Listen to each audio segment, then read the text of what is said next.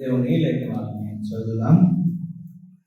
యోబు గ్రంథం 29వ అధ్యాయం. యోబు గ్రంథం 29వ అధ్యాయం.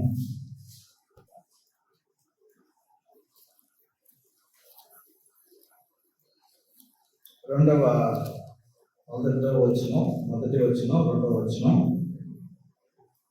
3, 4 వచనం చదువు. 29వ అధ్యాయం మొదటి 4 వచనాలు చదువుతాం. యోబు గ్రంథం 29వ అధ్యాయం మొదటి 4 వచనం.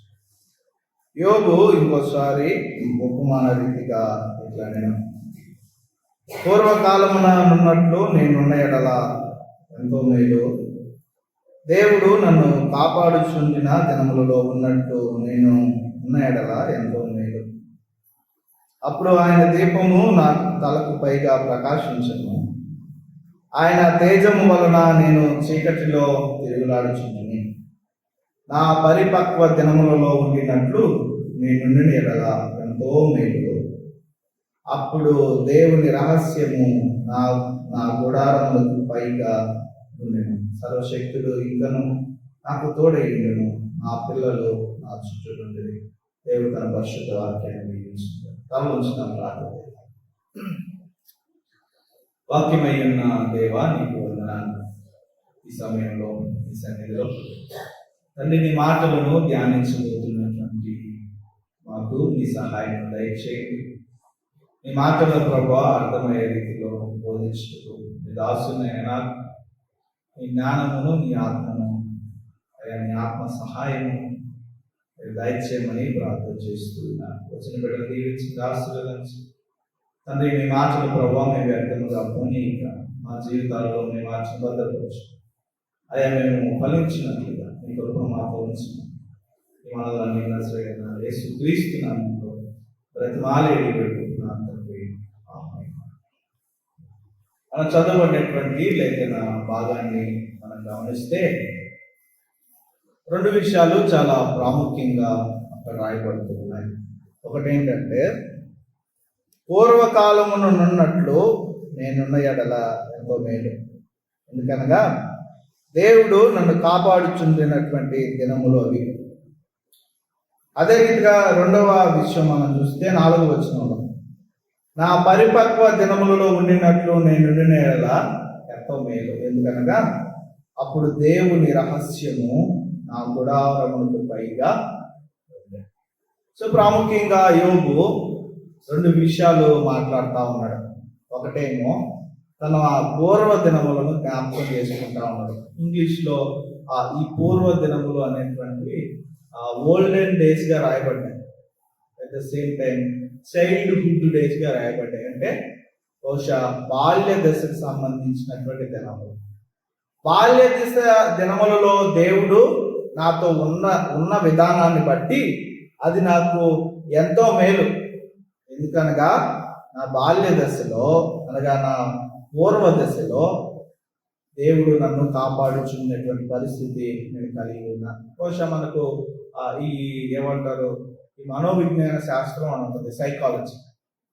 సో దీంట్లో ఉంటాయి, దశలు ఉంటాయి, 8 దశలు ఉంటాయి. పూర్వ దశ, తర్వాత కౌమార దశ, ఉత్తర కౌమార దశ, తర్వాత ఇంకా సంథింగ్, తర్వాత యవ్వన దశ, చివరగా వృద్ధాప్యం, సో మధ్య వయస్సులు, వృద్ధాప్యం. సో ఇక్కడ రాయబడినటువంటి ఈ పూర్వ దినములు అనేటువంటివి ఆ పూర్వ దశను, అంటే బాల్య దశను జ్ఞాపకం చేస్తూ ఉన్నాయి. సో బాల్య దశకు సంబంధించినటువంటి విషయంలో దేవుడు తనతో ఉన్నాడని, దేవుడు తనను కాపాడుచున్నాడని, అది మేలుగా యోబు జ్ఞాపకం చేస్తాడు. ఇంకోటి జ్ఞాపకం చేస్తున్న 4వ వచనంలో, పరిపక్వ దినముల్లో కూడా ఉన్నాడు దేవుడు. అంటే మెచ్యూర్ డేస్, అంటే యవన వయస్సు. తన యవన వయసులో కూడా ఉన్నాడు. అందును బట్టి ఇది నాకు మేలు. ఎందుకో తెలుసా, దేవుని రహస్యము, లేదా దేవుని కాపుదల, లేదా దేవుని భద్రత నా మీద మాత్రం కాదు కానీ నా గుడారం మీద కూడా ఉన్నది. సో 2 విషయాలు జ్ఞాపకం చేస్తున్నాం. ఒకటేమో తన బాల్య దశకు సంబంధించినటువంటి విషయం, రెండోదేమో తన యవ్వన వయసుకు సంబంధించినటువంటి విషయం. అంటే బహుశా యోబు అప్పుడు యవ్వన వయసు దాటినటువంటి పరిస్థితిలో ఉండొచ్చు. సో 2 విషయాలు జ్ఞాపకం చేస్తా ఉన్నాడు. అవి ఎలా జ్ఞాపకం చేస్తున్నాడంటే చాలా ఆశ్చర్యంగా రాయబడ్డాయి. విత్ పారాబుల్ 29వ అధ్యాయం 1వ వచనం. యోబు ఇంకోసారి ఎలా మాట్లాడాడు? ఉపమాన రీతిగా మాట్లాడాడు. యేసుక్రీస్తుని మనం చూస్తాం కదా, ఉపమాన రీతిగా మాట్లాడతాడు. ఎందుకని? అర్థమయ్యే రీతిలో అండర్స్టాండ్ చేసుకోవడానికి, దేవుడు చెప్పే మాటలను అవగాహన చేసుకొని వాళ్ళ జీవితానికి అన్వయించుకోవడానికి అర్థమవులాగున ఉపమాన రీతిగా, అంటే దేంతోనో రిలేట్ చేసి ఒక దాంతో పోల్చి చెప్పేటటువంటి స్వభావం ఇక్కడ చూస్తా ఉన్నాం. మనం ఇక్కడ ఉన్నటువంటి ఈ మాటలను దాని కింద కూడా అనేక రాస్తారు. 4వ వచనం కింద కూడా పరిపక్వ దినంలో నేను ఎలా ఉన్నానంటే చూడండి, 7వ వచనంలో అంటాడు, 6వ వచనంలో అంటాడు చూడండి, నేను పెట్టిన అడుగల్లా నేతిలో పడిన. అంటే నేను ఎక్కడ కాలు పెడతానో అక్కడ సాలులు అంటారు కదా, విత్తనాలు వేస్తే వెంటనే ఫలిస్తాయి కదా. సో ఆ రీతిగా నేను అడుగు పెట్టిన చోటల్లా బంగారమే, నేను అడుగుపెట్టిన చోటల్లా మంచిదే జరుగుతుంది, నేను అడుగుపెట్టిన చోటల్లా ఫలింపు తత్వమే నాలో ఉంది. దాని కింద చూస్తే బండ నుండి నా నిమిత్తము నూనె ప్రవాహముగా పారాను. అంటే ఊహించలేనటువంటి, అసలు కనీసం అంత గొప్పగా ఏమంటారు, అంత గొప్పగా పరిగణించలేనటువంటి, ఇమాజిన్ చేయలేనంతగా దేవుని ఆశీర్వాదం ఒక ప్రవాహం వలె, ఇంపాసిబుల్ అయినటువంటి థింగ్గా ఆ దేవుని ఆశీర్వాదం అక్కడ జ్ఞాపకం. అంతే కదా, నూనె నుండి బండ నుండి నూనె వస్తుందా? అంటే ఇంపాసిబుల్ థింగ్స్ విషయంలో కూడా దేవుడు చాలా గొప్పగా నాకు ఆశీర్వాదాన్ని ఇస్తూ ఉన్నాడు. దాని కింద కూడా పట్టణ గుమ్మమునకు నేను వెళ్ళినప్పుడు రాజవీధులలో నా పీఠం సిద్ధపరచుకున్నప్పుడు యవనులు నన్ను చూచి దాగుకొనిది, ముసలి వారు లేచి నవ్వబడ్డారు. సో తనకు రావాల్సినటువంటి గౌరవం, అట్ ద సేమ్ టైం తనను చూచి ఇతరులు ఏమంటారు భయపడడం అనేది కాదు, కానీ తనను చూచి తాను మాట్లాడేటటువంటి మాటల నిమిత్తమై వాళ్ళకు వాళ్ళు నొచ్చుకున్నటువంటి పరిస్థితిని చూసి 9వ వచనంలో కూడా అదే మాట, అధికారులు మాట్లాడటం మాని నోటి మీద చేయి వేసుకుని ప్రధానులు మాట్లాడక ఊరుకునివి, వారి నాలుక వారి అంగలికి ఇంకా అన్నీ ఉంటాయి. సో దేవుడు నాతో ఉన్నటువంటి పరిస్థితిని బట్టి అది నాకు చాలా మేలు. అది నా బాల్య దశ కానివ్వండి, అది నా యవ్వన దశ కానివ్వండి, లేదా అది ఇప్పుడైనా కానివ్వండి, ఎప్పుడైనా కానివ్వండి, దేవుడు నాతో ఉంటే అది నాకు మేలు. నేను ఊహించలేనటువంటి ఆశీర్వాదం, దేవుడు ఇంపాసిబుల్ థింగ్స్ ను కూడా గొప్పగా నాకు ఆశీర్వాదంగా మలిచేటటువంటి పరిస్థితిని యోబు తన స్నేహితులకు అర్థమయ్యే రీతిలో ఉపమాన రీతిగా బోధిస్తా ఉన్నాడు. ఎందుకు ఈ మాటలు యోబు మాట్లాడుతూ ఉన్నాడు? ఎందుకు తన ఆ ఓల్డెన్ డేస్ ని, మెచ్యూర్డ్ డేస్ ని ఎందుకు జ్ఞాపకం చేసుకుంటా ఉన్నాడంటే 25వ అధ్యాయం చూడండి. అక్కడ యోబు స్నేహితుడైనటువంటి బిల్దతో మాట్లాడుతూ ఉన్నాడు. చూడండి బిల్దత్ ఏం మాట్లాడుతున్నాడో. 25వ అధ్యాయం యోబు గ్రంథం 2వ వచనం. అధికారమును బేకరత్వమును ఆయనకు తోడై ఉన్నవి, అంటే దేవునికి. ఆయన తన ఉన్నత స్థలములలో సమాధానము కలుగు చేయు.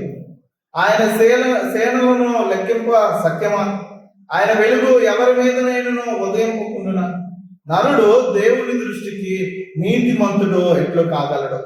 స్త్రీకి పుట్టినటువంటి వాడు ఆయన దృష్టికి ఎట్లు శుద్ధుడు కాగలడు?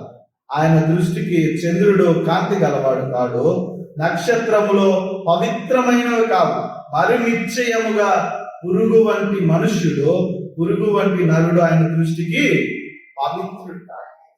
సో బిల్దత్ ఏం మాట్లాడుతూ ఉన్నాడంటే మానవ జీవితం అపవిత్రమైనది, మానవ జీవితం అనీతి అయినది, మానవ జీవితం అశుద్ధమైనది. సో బిల్దత్ మాట్లాడుతున్న మాటలను బట్టి బహుశా యోగుని ఉద్దేశించి మాట్లాడుతూ ఉన్నాడు. నీ కలిగిన శ్రమ, నీ కలిగిన ఈ నింద, నీ కలిగినటువంటి ఈ సమస్య అంతా కూడా దేనికంటే నువ్వు పాపి, నువ్వు అనీతిమంతుడివి, నువ్వు అపరిశుద్ధుడు. నువ్వు ఎలా అనుకుంటున్నావు నువ్వు పరిశుద్ధుడు అని?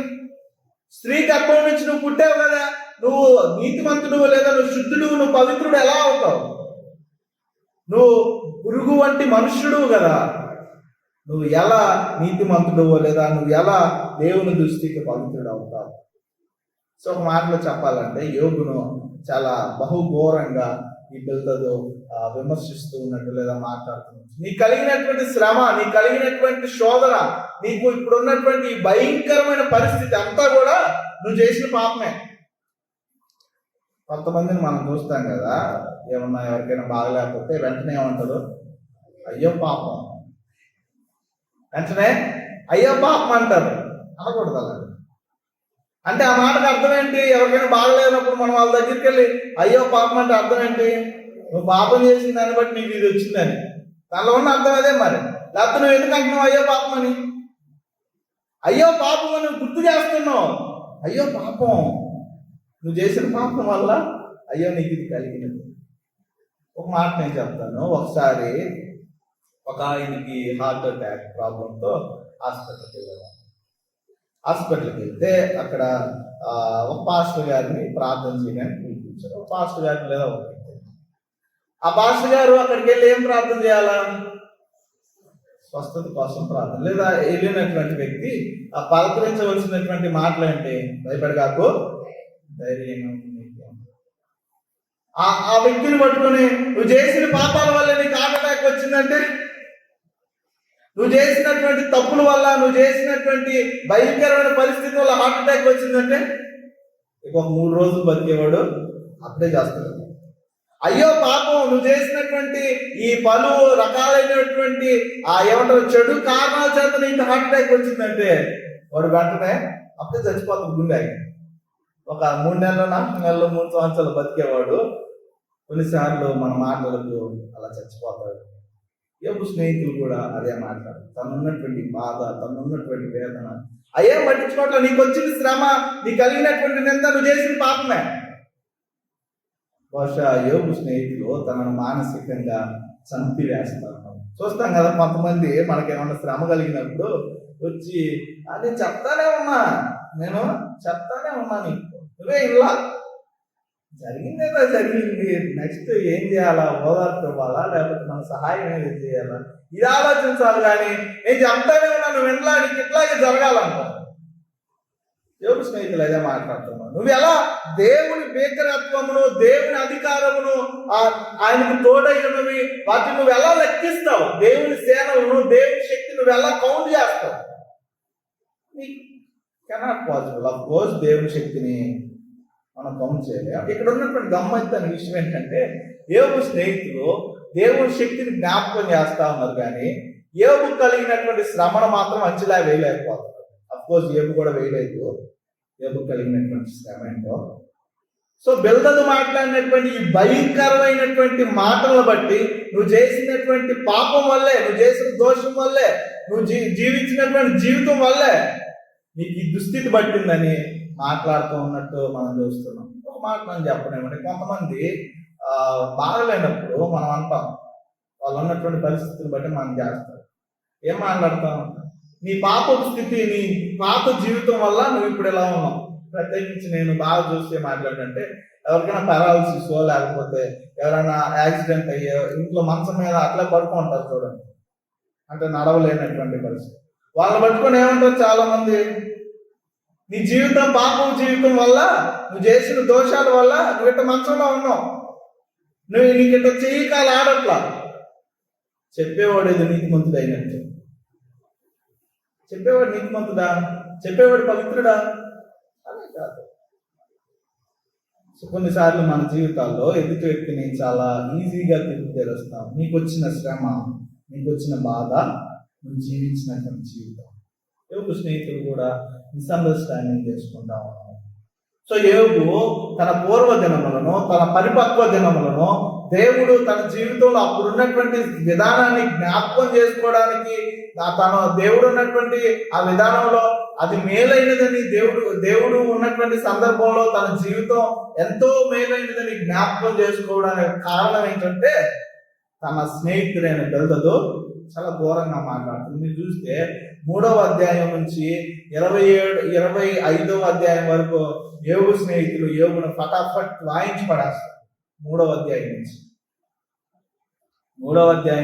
25వ అధ్యాయం 29 అధ్యాయమే ఇక లాస్ట్ యోబు ప్రత్యుత్తరం ఇస్తున్నటువంటి మాటలు 29, 30, 31. ఇక 32వ అధ్యాయం నుంచి మనం యోబు కన్వర్జేషన్ లేదా యోబు స్నేహితులు కన్వర్జేషన్ మనం చూడాలి. 31వ అధ్యాయం లాస్ట్. అంటే 3 రౌండ్లు తన స్నేహితులు యోబు ప్రత్యుత్తరాలు ఇచ్చాక, యోబు స్నేహితులు మాట్లాడాక, యోబు చివరిగా ముగింపు దశలో మొట్టమొదటిగా మాట్లాడుతున్నది 29వ అధ్యాయం. ఈ మాట అర్థమైందా? ముగింపు మాటల్లో మొదటిగా మాట్లాడుతున్నటువంటి అధ్యాయం 29వ అధ్యాయం. అంటే యోబు క్లోజ్ చేస్తా ఉన్నాడు, తన మాటలను ముగిస్తా ఉన్నాడు. 29వ అధ్యాయంతో ప్రారంభిస్తూ 30-31తో క్లోజ్ చేస్తాడు.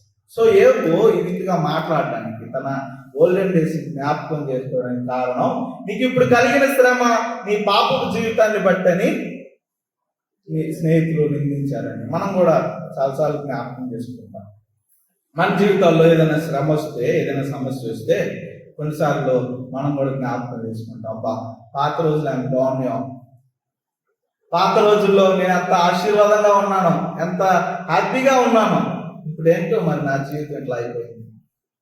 కానీ యోబు అలా మాట్లాడాడు. పాత జీవితాల్లో దేవుడు ఉన్నాడు, దానికి చాలా సంతోషం. ఇప్పుడైతే నాకు శ్రమలు ఉన్నవి, దేవుడు లేడని యోబు మాట్లాడట్లేదు. కేవలం ఇప్పుడు శ్రమలు ఉన్నామని జ్ఞాపకం చేస్తా ఉన్నాడు. సో స్నేహితులు మాట్లాడుతున్నటువంటి ఆ భయంకరమైన మాటలను బట్టి యోబు ఈ రీతిగా మాట్లాడుతున్నట్టు మనం చూస్తున్నాం. యోబు ఒక మాట అంటున్నాడు చూడండి, 23వ అధ్యాయం 10వ వచనం. 23వ అధ్యాయం 10వ వచనం. నేను నడుచు మార్గము ఆయనకు తెలియను, ఆయన నన్ను శోధించిన తరువాత నేను ఎలా మారుతానో సువర్ణం వలె మారుతాను. మీరేదైతే నా పాపపు జీవితాన్ని బట్టి లేదా నా పాత జీవితాన్ని బట్టి, నేను జీవించిన విధానాన్ని బట్టి, నేను జీవిస్తున్నటువంటి విధానాన్ని బట్టి నీకు శ్రమ, సమస్య, శోధన వచ్చిందని మీరు అంటున్నారు కదా, కాదు అలాగా. దేవుడు ఇది కేవలం నన్ను శోధిస్తున్నటువంటి సమయం. ఇదేదో నేను చేసిన పాపం వల్ల కలిగింది కాదు, లేదా నేను అపవిత్రుడైనటువంటి స్థితి నుంచి కలిగింది కాదు, నేను అనీతిమంతుడైనటువంటి స్థితి నుంచి నేను కలిగింది కాదు. ఎందుకంటే నేను నడుచుచున్న మార్గము దేవునికి తెలుసు. నేను నీతిమంతుడు. ఏదే గొడవ, అదే నేను నీతిమంతుడురా, నేను ఏం పాపం చేయలేదురా, నాలో ఏ దోషం లేదురా అంటే, లేదు నువ్వు పాపం చేసావు, ముగ్గురు చుట్టూరు కూర్చొని మాట్లాడుతా ఉన్నావు. అందుకే మాట్లాడుతూ ఉన్నాడు, నేనే పాపం చేయలే, నేనే దోషం చేయలే. ఇప్పుడు వచ్చిన శ్రమ, ఇప్పుడు వచ్చిన సమస్య కేవలం దేవుని శోధన. ఆఫ్ కోర్స్ యోబు జీవితంలో యోబు తెలియదు, దేవునికి సాతానుకు జరిగినటువంటి సంభాషణ ద్వారా శ్రమ, శోధన వచ్చింది. కానీ యోబుకు తెలియనప్పటికీ కూడా యోబు మానవ జీవితంలో శ్రమ సాధారణం, ఆశీర్వాదం సాధారణం. ఆశీర్వాదం, శ్రమ రెండూ ఉంటాయని యోబు జ్ఞాపకం చేస్తున్నాడు. తనకు వచ్చిన శ్రమ దేని వల్ల వచ్చిందో చెప్పట్లా దేవుడు. యాక్చువల్ దేని వల్ల వచ్చిందో యోబుకు తెలియదు. సాతాను దేవుడు మాట్లాడుకున్న సందర్భం వల్ల యోబుకు వచ్చిందని యోబుకు తెలియదు. కానీ దేవుడు శోధన కాలంగా మాత్రం గ్రహించాడు. యోబు స్నేహితులు మాత్రం ఇది శోధన కాలం కాదయ్యా, నిన్ను దేవుడు శిక్షిస్తున్నటువంటి కాలం, నువ్వేమో ఇది పరీక్ష అనుకుంటున్నావు, కానీ దేవుడు నీ మీద శిక్ష వేస్తున్నటువంటి సమయంలో గుర్తుపెట్టుకో.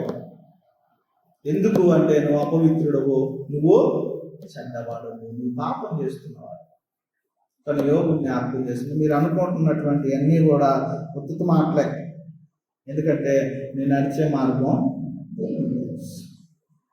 ఇప్పుడున్నటువంటి శోధన, ఇప్పుడున్నటువంటి బాధను బట్టి బహుశా నేను బాధపడవచ్చు, కానీ ఆఫ్టర్ టెంప్టేషన్, ఆఫ్టర్ సఫరింగ్ నేను ఎలా మారుతాను? సువర్ణ వలె మారుతాను.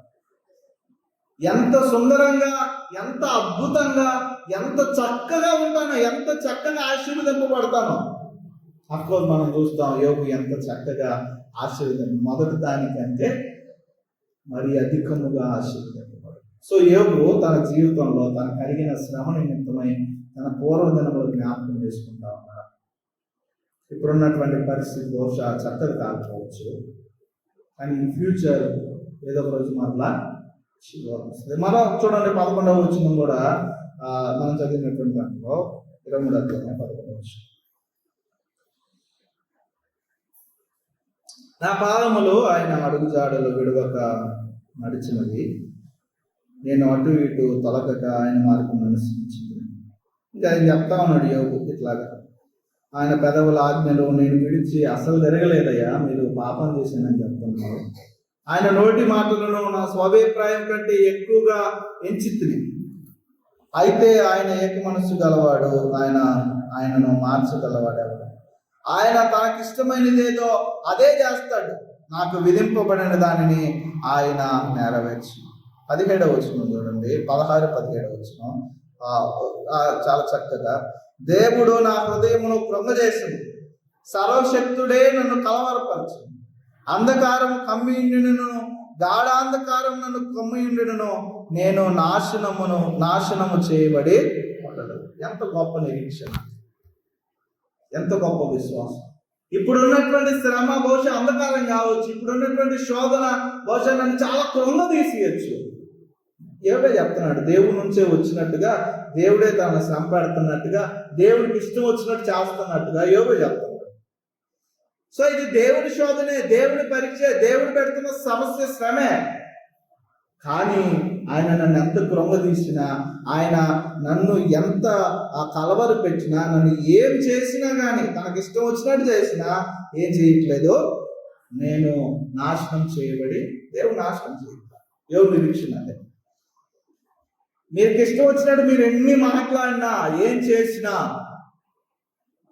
నేను ఒకటే నమ్ముతున్నా, దేవుడు నన్ను అయితే నాశనం చేయడు. నాకు అదే విశ్వాసం, నా నిరీక్షణ అదే. దేవుడు నన్ను శోధిస్తూ ఉన్నాడు, శోధించిన తర్వాత నేను సువర్ణ వలె మారబడతా. అంతేగాని నేనేమి శోధించేటటువంటి సమయంలో నేనేమి కృంగిపోయేటటువంటి పరిస్థితి, అఫ్కోర్స్ కృంగిపోయే పరిస్థితి ఉంటుంది కానీ నాశనమయ్యే పరిస్థితి ఉండదని. సహజమే, వచ్చిన శోధన, వచ్చిన సమస్యలు కృంగిపోవడం, కలవరపడడం, ఏమంటారు బాధపడడం, ఒంటరిగా ఫీల్ అవ్వడం కామన్. కానీ నాశనము అంటే ఏమంటారు, తన చాప్టర్ క్లోజ్ అవుతుంది అన్నటువంటి అవిశ్వాసం లేదా అనిరీక్షణ అయితే ఏమి జీవితంలో ఏమి జ్ఞాపకం చేస్తాను. ఇన్ని శ్రమలు వచ్చినా ఏమొచ్చినా ఇది శోధన, దీని తదుపరి నేను సువర్ణంలో మారుతాను. అట్ ద సేమ్ టైం నేను దేవుని చేత నాశనం చేయబడాలి. యోగు స్నేహితులు మాట్లాడుతున్నటువంటి మాటకు యోగు ఈ నిరీక్షణను జ్ఞాపకం చేస్తున్నాను. యోగు స్నేహితులు తన శ్రమలను, తనకు కలిగిన ఇబ్బందులను, తనకు కలిగినటువంటి ప్రతి విషయాన్ని నిక్కుపొడుస్తూ ఒకడు మాట్లాడినాక ఒకడు మాట్లాడినాక మనం చూస్తాం కదా, ఏమైనా సలహాలు చెప్పాలంటే జనాలందరూ ముందుకు వచ్చేస్తారు. సహాయం చేయాలంటే మాత్రం సో ఏవో స్నేహితులు కూడా ఒక్కొక్కడు ఇష్టం వచ్చిన వాడు ఆలోచన వాడు చెప్పేస్తున్నాడు. అది దేవుడు మాటలా, లేకపోతే అది ఎదుటోడు బాధపడతాడేమో, కనీసం ఆలోచన లేదా? ఇందాకే చెప్పాను, బాలయ్య దగ్గరికి వెళ్ళి నువ్వు ఈ రీతి కావడానికి కారణం ఈ పాపం జీవితం అంటే వాడు చచ్చిపోతాడు ఆడ. ఎందుకంటే మానవ జీవితంలో పాపం సర్వసాధారణం. అయ్యో నేను చేసిన పాపం వల్ల ఇది వచ్చిందా, అయితే అయిపోయాను. బహుశా ఆ పరిస్థితుల్లో దేవుడు తనను క్షమిస్తాడని కానీ, తను ఆ పశ్చాత్తాపం వ్యక్తం చేస్తే దేవుడు పవిత్రులు చేస్తాడని ఆ సిచ్యువేషన్లో వాడు గ్రహించలేడు వాడు ఉన్నటువంటి బాధలు. కానీ ఇక్కడ యోగును మనం చూస్తే తన నిరీక్షణ ఎంత గొప్పగా ఉందో మనం చూస్తాం. దేవుడు నన్ను నాశనం చేయడు. ఇది కేవలం శోధన, ఇది కేవలం పరీక్ష.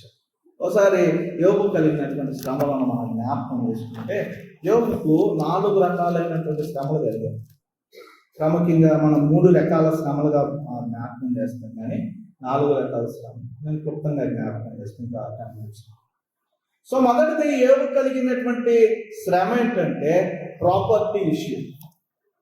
తనకున్నటువంటి ఇళ్ళు, తనకున్నటువంటి ఒంటెలు, తనకున్నటువంటి ఇంకా ఎద్దులు, గాడిదలు, తనకున్నటువంటి ఆ ఎద్దులకు, గాడిదలకు, ఒంటెలకు సంబంధించినటువంటి పని. సో మొదటిగా తన జీవితంలో కలిగినటువంటి శ్రమ ఏంటిది? ప్రాపర్టీ ఇష్యూ, ఆస్తి సమస్య. రెండవదిగా తన జీవితంలో కలిగినటువంటి శ్రమ ఏంటంటే ఫ్యామిలీ ఇష్యూ. తన కుమార్తెలు, తన కుమారులు చనిపోవడం. ఫ్యామిలీ ఇష్యూని మనం 18వ వచనంలో చూస్తాం. ప్రాపర్టీ ఇష్యూనేమో 14, 16, 17 వచనంలో చూస్తాం. మూడవది తన కలిగినటువంటి శ్రమ. రెండవసారిగా హెల్త్ ఇష్యూ, అంటే సాధారణ మరలా వచ్చి దేవుడితో మాట్లాడినాక 2వ అధ్యాయం 7వ వచనంలో మనం చూస్తాం. హెల్త్ ఇష్యూ, తన అరికాలు మొదలుకొని నడినెత్తి వరకు బాధ గల కురుపులతో ఇబ్బంది పడతాం. సో మూడు మొదటిదేమో ఆస్తికి సంబంధించినటువంటి బాధ. అది వచ్చేసి 2వ అధ్యాయం మొదటి అధ్యాయం 14, 16, 17 వచనాల్లో మనం గమనిస్తాం. అదే రీతిగా కుటుంబ సమస్య 18వ వచనం, 1వ అధ్యాయం 18వ వచనం. ఆరోగ్య సమస్య 2వ అధ్యాయం 7వ వచనం. 4వది మెంటల్ ఇష్యూ లేదా మెంటల్ సఫరింగ్, తన స్నేహితులు పెడుతున్నటువంటి మానసిక బాధ. నేను అనుకుంటాను యోబు కలిగిన ఈ పై 3 శ్రమల కంటే కలిగినటువంటి పై 3 శ్రమల ద్వారా తమ స్నేహితులు బాధ పెట్టేదే ఎక్కువగా ఉంది. మెంటల్ ఇష్యూ 3వ అధ్యాయం నుంచి 25వ అధ్యాయం వరకు వాళ్ళకి ఇష్టం వచ్చిన మాట్లాడారు. మన జీవితాల్లో ఈ 4 సర్వసాధారణం. మన జీవితాల్లో ఆస్తి సమస్యలు, అంటే మనకు కావలసినంత డబ్బు మన జీవితాల్లో కలిగి లేనటువంటి సమస్య మన జీవితాల్లో మనం చాలాసార్లు వస్తుంది. అదే రీతిగా మన జీవితాలు అనేక సార్లు కుటుంబ సమస్యలు కూడా యోగులాగా మనం చూస్తాం. అంటే చనిపోయేటటువంటి ఆ పరిస్థితి అని కాదు, కానీ ఇంకా తదితర కుటుంబ సమస్యలు మనం చూస్తాం. అదే రీతిగా 3వదైన హెల్త్ ఇష్యూ, ఆరోగ్యపరమైనటువంటి సమస్యలు కూడా మన జీవితాల్లో చూస్తాం. 4వదిగా ఈ పై వాటి వల్ల, అంటే మన దగ్గర డబ్బు లేకపోవడాన్ని బట్టి, మన దగ్గర కుటుంబంలో ఉన్నటువంటి సమస్యలను బట్టి, మన దగ్గర ఉన్నటువంటి అనారోగ్యాన్ని బట్టి స్నేహితులు నిందించేటటువంటి శ్రమ కూడా మన జీవితంలో ఇదే ఎక్కువ. యోబు జీవితంలో ఏ రీతిగా స్నేహితులు ఇచ్చినటువంటి మానసిక శ్రమ ఏదైతే ఉందో అది మన జీవితాల్లో కూడా. ఈ 4 మనిషికి సర్వసాధారణం. ఇది యోబు కలిగినటువంటి 4 రకాలైనటువంటి శ్రమ. మరి ఈ 4 రకాలైనటువంటి శ్రమల్లో యోబు కలిగి ఉన్నటువంటి హోప్ ఏంటి? యోబు కలిగి ఉన్నటువంటి నిరీక్షణ ఏంటంటే, ఇందాక చెప్పాం కదా, యోబు నిరీక్షణ కలిగి ఉన్నాడు. ఏంటి యోబు నిరీక్షణ అంటే, మొదటి అధ్యాయం 21, 22 వచనాలు చూడండి. నేను నా తల్లి గర్భంలో నుండి దిగంబరినై అక్కడికి వెళ్ళను. యెహోవా ఇచ్చెను, యెహోవా తీసుకుని పోయి, యెహోవా నా మమ్మకు. తన కలిగినటువంటి ఆ ప్రాపర్టీ అండ్ ఫ్యామిలీ సఫరింగ్స్ బట్టి, తనకు కలిగినటువంటి ఆ యువతల తను కోల్పోయిన ఆస్తిని అంతటిని బట్టి, తన ఆ కుటుంబాన్ని అంతటిని బట్టి యోబు ఏ నిరీక్షణ మాట్లాడుతున్నాడంటే, దేవుడు ఇచ్చాడు, దేవుడు ఇస్తాడు, మరలా కావాలంటే దేవుడే ఇస్తాడు, దేవుడి నామానికి స్తుతి కలుగు. సో నేను వచ్చేటప్పుడు ఏం తీసుకురాలా, ఆయన ఇచ్చాడు నాకు అన్నీ. ఎంత గొప్ప నిరీక్షణ. మన జీవితంలో 10,000 పోతే మనం అల్లాడిపోతాం, కొట్టుకొని మిట్టాడిపోతాం. తనకు కలిగిన యావదాస్తిని కోల్పోవడం మాత్రమే కాదు, కానీ తన యావదాస్తిని కాచేటటువంటి కాపరులను కూడా కోల్పోయాడు. అది అసలు ప్రాముఖ్యం. ఎద్దులు కాచేవాళ్ళు చచ్చిపోయారు, గాడిదలు కాచేవాళ్ళు చచ్చిపోయారు, ఒంట్లు కాచేవాళ్ళు చచ్చిపోయారు. ఒకడొకడు వస్తున్నాడు, అయ్యా అందరు చచ్చిపోయారు, అన్ని చచ్చిపోయి నేను మాత్రమే మిగిలాను. అది ఎంత బాధ. అన్ని ప్రాపర్టీ ఇష్యూ అంటే ఆ తర్వాత కుటుంబ సమస్య సందర్భంలో యోబు మాట్లాడుతూ ఉన్నాడు, యెహోవా ఇచ్చును, ఆయన ఇచ్చాడు, ఆయన తీసుకోపోయాడు, అంతే. ఆయనవే అవి. దాని గురించి చింతవలసిన ఆ నిరీక్షణ మనం మన జీవితాల్లో కలిగి ఉండాలి. 22వ వచనంలో ఈ సంగతిలో ఏ విషయం ఉండును, యోబు ఏ పాపం చేయలేదు, దేవుడు అన్యాయం చేసిన చెప్పు. అంటే దేవుడు అన్యాయం చేయలేదు, ఒకవేళ కావాలంటే మళ్ళీ న్యాయం చేస్తాడు. మన జీవితాల్లో ఈ నిరీక్షణ ఉందా? మన జీవితాల్లో దేవుడు ఇచ్చాడు, దేవుడు తీసుకెళ్ళాడు, మరలా దేవుడు ఇస్తాడు, దేవుడికి స్థుతి కలుగును కాక అని మన నిరీక్షణ ఉందా? మన ఆస్తి విషయంలో కానీ, మన కుటుంబ విషయంలో కానీ లేదు. మనం అఫ్కోర్స్ ఉన్నటువంటి శ్రమల్లో మనకు ఆ నిరీక్షణ కలగదు. కానీ యోబు మనకు ఒక మాదిరి. సో మూడవ ఈ శ్రమలో మనం చూస్తే, అంటే మనం చూసాం కదా, ఆరోగ్య సంబంధం అనేటువంటి శ్రమలో యోబు నిరీక్షణ ఏంటంటే, చూడండి, తన భార్యతో మాట్లాడుతూ ఉంటాడు కదా, 1వ అధ్యాయం 2వ అధ్యాయం 10వ వచనం. అందుకతడు మూర్ఖురాలు మాట్లాడుచున్నట్టు నేను మాట్లాడుచున్నాను. మనము దేవుని వలన మేలు అనుభవించుదమా, కీడు మనము అనుభవింప తగదా. సో ఇతను కలిగినటువంటి ఈ ఏమంటారు, ఈ ఆరోగ్య సంబంధమైనటువంటి సఫరింగ్ కు, ఆరోగ్య సంబంధమైనటువంటి శ్రమకు యోబు ఏం మాట్లాడుతూ ఉన్నాడు, మూర్ఖురాల్లాగా మాట్లాడగాక. దేవుడు మేలు చేస్తేనే తీసుకుంటావా, దేవుడు ఆశీర్వదిస్తేనే తీసుకుంటావా? దేవుడు మన విశ్వాసాన్ని, మన భక్తిని పరీక్షించడానికి కీడు చేస్తే తీసుకోలేవా? ఆ నిరీక్షణ చూడండి. నువ్వు మూర్ఖులాగా మాట్లాడుకో. ఎందుకంటే మనిషి జీవితంలో శ్రమ ఆశీర్వాదం, కీడు మేలు సర్వసాధారణం. దేవుడు పరీక్షించడానికి ఇచ్చేవే. నువ్వు మూర్ఖురాలాగా ఎందుకు మాట్లాడుతున్నావు? దేవుడి నుంచి ఆశీర్వదిస్తే మాత్రం తీసుకుంటావు, మేలు వస్తే మాత్రం దేవుణ్ణి నిందిస్తావు. ఎందుకు దేవా నా జీవితంలో ఇది పెట్టావు? అయ్యా ఎందుకయ్యా ఈ ఆరోగ్య పరిస్థితి ఎంత కృంగి కుషించిపోతున్నా నువ్వు పట్టించుకోవట్లా. బహుశా దేవుడు మన జీవితాల్లో ఏదో మార్పును కోరుతా ఉన్నాడు. సో తనకున్నటువంటి ఈ ఆరోగ్య సంబంధమైనటువంటి ఈ సఫరింగ్లో తన హోప్ ఏంటంటే, దేవుడు మేలు చేస్తేనే కాదు, పరీక్షను కూడా తీసుకోవాలి. మొదటి నిరీక్షణ ఏంటంటే, దేవుడు ఇచ్చాను, దేవుడు తీసుకుపోయాను. అది కుటుంబములకు, తన ఆస్తికి సంబంధించినటువంటి విషయంలో నిరీక్షణ. తన ఆరోగ్య సంబంధమైనటువంటి విషయంలో తన నిరీక్షణ ఏంటంటే, దేవుని దగ్గర నుంచి మనం పరీక్ష సమయంలో ఎదుర్కోవాల్సినటువంటి వారు. 4వ శ్రమ ఏంటి? Mental issue. తన స్నేహితుల నుంచి మానసికంగా ఇబ్బంది. ఆ 3వ అధ్యాయం నుంచి 25వ అధ్యాయం వరకు స్నేహితులు చెప్తున్నటువంటి మాటల నిరీక్షణలో, ఇది దేవుడికి శోధించేటటువంటి కాలం, దీంట్లో నుంచి నేను సువర్ణమల బయటకు వస్తాను. ఇది దేవుడు శోధించే కాలం, దీంట్లో నేను ఏమాత్రం నాశనం చేయబడా, మీరేమీ కంగారు పడద్దు. సో తన నిరీక్షణ మాటలు మన జీవితాల్లో మనం కలిగి ఉన్నాం. ఎప్పుడైనా మనం ఈ రీతిగా నిరీక్షణ మాటలు మనకు సంబంధించినటువంటి శ్రమలలో అనుకున్నామా? యోబు, వాస్తవంగా నాకు యోబు జీవితంలో అనిపించే ఆశ్చర్యకరమైన విషయం ఏంటంటే, తనకు శ్రమలు ఎందుకు వస్తున్నాయో తెలియపోయినప్పటికీ, శ్రమలు సర్వసాధారణమని భావించి ఖచ్చితంగా దాన్ని ఎదుర్కోవాల్సినటువంటి పరిస్థితిలో నిరీక్షణను కనపరుస్తాం. అఫ్ కోర్స్ మనందరికీ మనకు శ్రమలు ఎందుకు వస్తే బాగా తెలుసు. మనం చదివాం కదా, ఈరోజు ఉదయం చదివినటువంటి 102వ కీర్తనలో దేవుడు ఏం మాట్లాడాడు? 102వ కీర్తన, అది ఒకసారి చూడండి, నేను ముగిస్తాను. 102వ కీర్తన, 103వ కీర్తన 10వ అధ్యాయం 10వ వచనం, క్షమించండి, 103వ కీర్తన 10వ చరణం. మన పాపమును బట్టి మనకు ప్రతీకారం చేయలేదు, మన దోషమును బట్టి మనకు ప్రతిఫలం ఇలా. యోబు సంబంధించినటువంటి ఒక నిరీక్షణ మాట మన జీవితాలు. మనం చేసే పాపాలను బట్టి దేవుడు మనకు ప్రతిఫలం ఇవ్వాల, మనం చేసే దోషాన్ని బట్టి ఆయన మనకు రివెంజ్ ప్లాన్, ప్రతీకారం ఏమి చేయాల. Let hope in God. దేవుని అది నిరీక్షించండి. మనకు కలిగిన శ్రమ అది కేవలం దేవుడు మన భక్తి పరులంగా లేదా మన విశ్వాసాన్ని పరీక్షించడానికే. అంతేగాని నువ్వు చేసిన పాపాన్ని బట్టో లేదా నువ్వు చేసిన దోషాన్ని బట్టో దేవుడు నీకు ఇస్తుంది కాదు. అఫ్కోర్స్ కొన్నిసార్లు మనం చేసేటటువంటి దుర్మార్గాన్ని బట్టి దేవుడు మనకు కొన్నిసార్లు శిక్షిస్తాడు.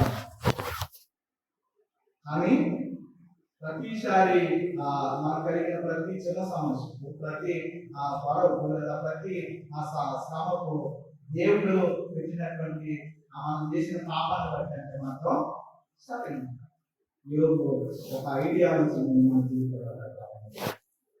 దేవుడి శ్రమలో దేవుడు అందించేటటువంటి ఈ 4 రకాలైనటువంటి శ్రమలో మనం దేవుని నిరీక్షించాలి. మన నిరీక్షణ తనను ఎక్కడ నడిపించో తెలుసా? జాయ్ నడిపించింది, అంటే ఆనందానికి నడిపించింది. ముందు చివరి అధ్యాయం 12-13 మొదట ఆశీర్వదింపబడిన అని ఏది చూడండి, అక్కడ ఏ రాయబడి ఉంటాయి. తన కోల్పోయిన కుమారులను, తన కోల్పోయిన కుమార్తెలను, తన కోల్పోయినటువంటి యావత్ ఆస్తిని మరలా సంపాదించింది. తన నిరీక్షణ ఎక్కడికి నడిపించింది? తను ఏదైతే నిరీక్షించాడో మరలా దేవుడు ఇస్తాడు. దేవుడే తీసుకున్నాడు, దేవుడే ఇస్తాడు అన్నాడు. అధ్యాయం. సో మన నిరీక్షణ ఆ రీతిగా ఏమంటారు, హార్ట్ఫుల్ గా ఉండాలి, అంతగా నమ్మాలి. అదే అంతా చూడండి, ఇంటి పేరులో ఏమంటారు, ఆ రోషం రక్తంలో ఉండదు అప్పుడు చూసారా? అట్లాగా దేవుని మన నిరీక్షణ మన రక్తంలో ఏరులైపోవాలి. దేవుడు ఖచ్చితంగా చేస్తాడు. కొన్నిసార్లు అంటారు, నా ఇంటి పేరులో, నా రక్తంలో నా ఇంటి రోషం ఉంది, నువ్వేమనుకుంటున్నావు? ఇంటి పేరులో దేవుడు మన ఎడల ఏ కార్యమైనా చేస్తాడన్నటువంటి రోషం మన రక్తంలో ఉండాలి. అఫ్కోర్స్ దేవుని బిడ్డలుగా మన జీవితాల్లో చాలా అవసరం. ఏ సందర్భమైనా, ఏ శ్రమైనా దేవుడు నన్ను ఖచ్చితంగా కాపాడగలడు, ఖచ్చితంగా బయటికి తీసుకురాగలడు అన్నటువంటి ఆ గొప్ప నిరీక్షణ మన రక్తంలో ఏమంటారు అణువును ఉంటే యోబు ఆశీర్వదింపబడినట్టు మనం చివరికి ఆశీర్వదింపబడం. సో ఈ ఉదయకాలంలో 3 విషయాలు జ్ఞాపకం చేశాం. మొదటిది సఫరింగ్, శ్రమ. యోబు కలిగినటువంటి శ్రమ మన జీవితాల్లో మనకు ఉండేటువంటి శ్రమ. రెండవది హోప్, నిరీక్షణ. యోబు తన శ్రమల నిమిత్తమై కలిగి ఉన్న నిరీక్షణ మన జీవితాల్లో యోబులాగా మనం ఉండవలసినటువంటి విషయం.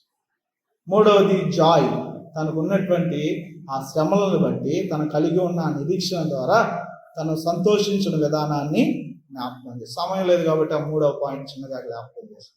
మన జీవితాల్లో కూడా మనకు వచ్చిన శ్రమల్లో మనం నిరీక్షణ కలిగి ఉంటే ఆ రీతిగా ఆశీర్వాదపడడం. లేదంటారా, కృంగిపోయి కృషించిపోతాం.